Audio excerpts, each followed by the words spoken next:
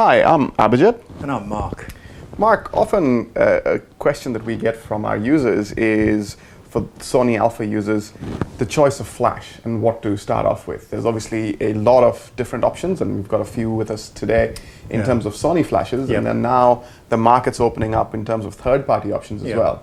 For those making the transition from once they're happy and comfortable with the camera and they're starting to get into flash, it often becomes a daunting prospect of which one to go with and how to get going. It's a big area, and a little bit of advice goes a long way. So that's the purpose of this this movie. And perhaps we should just lead in. Perhaps the Alpha system, such as a camera like the A6000 and the RX cameras, they actually have a little pop-up flash. Okay. Yep. Typically, obviously, the size of the flash would give you an indication that you're not going to be illuminating a whole room. No. Okay. You're going to be illuminating one or two people in front of the camera at reasonably close range. If you're prepared to push the ISO a little bit, there is a sort of a non-documented feature for these little pop-up flashes, which is to just angle it back slightly and bounce the flash. If you've got a low ceiling, a white ceiling, you can actually illuminate somebody at close range using a little bounce option. And the reason that I'm talking about this is because a direct flash, on-camera flash, is not very flattering to your subject. It's not something that professionals would use. It's really where the ambient light is too low, the ISO would be too high, and we're going to get too much noise, so we have to add additional light. Having said that, without being too disparaging towards the tiny little flash that the A6000 comes with, it is quite capable. It's surprisingly effective in how much it can brighten up a scene. That's probably one of the things that has been changing as the Sony sensors keep developing. They're getting much better at high ISOs, and if you're prepared to push the ISO a little bit higher, then of course the flash becomes increasingly more powerful. And so typically when we were very reluctant to raise our ISO higher than say 400 or 800, now that we can raise them to 3200 or even higher, these little flashes can illuminate more and more. Okay, so if you've got an A7 series camera, such as one of the ones here, then there is no option for pop-up flash anymore. That's true. And so we have to, if we want to do any sort of flash photography, we have to purchase a flash. Now what we're looking at on this A7 camera is Sony's smallest on-camera flash, and it's called the HVL-F20M. Bit of a mouthful. Rolls off the tongue. Okay, now I'm just going to release this from the camera, and what you can see is this is since 2012 Sony changed their flash shoe. It's now the multi-interface shoe, and it supports a host of other accessories other than just flash systems, such as microphones, etc.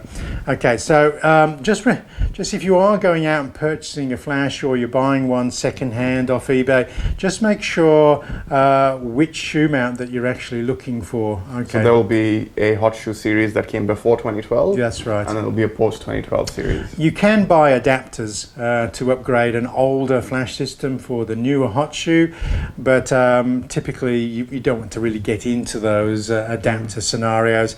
And now that the new MIS, multi-interface shoe, has been around for some time, I would definitely recommend looking for the newer flash systems. And what we're seeing now, of course, is companies are starting, other than Sony, are starting to make the flash systems that will work natively with the A7 cameras. And some of them, we found them to be quite effective.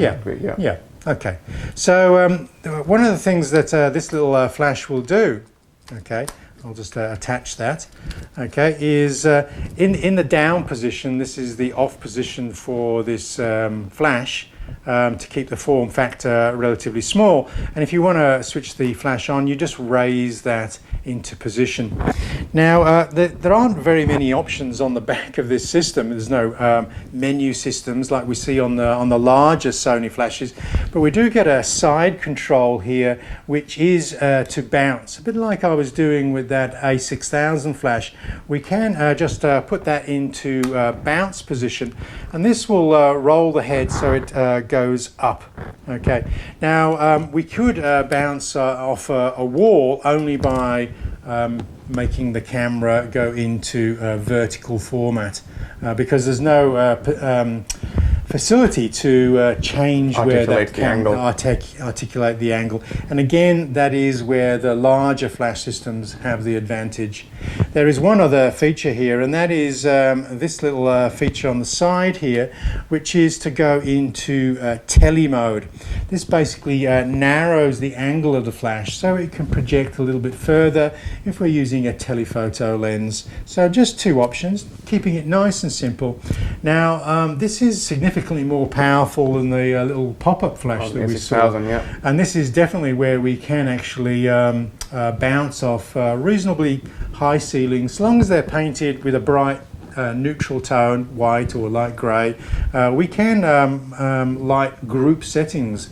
I've used this to illuminate a group of 8 or 10 people quite satisfactorily. Yep. Yes, the ISO will have been pushed maybe to 800 or so, and the aperture is reasonably wide, but we can be a little bit more adventurous in the lighting. Okay. Okay. That's a good starting point. Yeah. The other reason perhaps to own one of these cameras is as you get more and more into flash. Yep. Okay. The best place for the flash is not actually on the camera at all. It's actually to place one of these flashes, what's called off camera. We can get a little bit more modelling to the light, and what do you mean by modelling, Mark?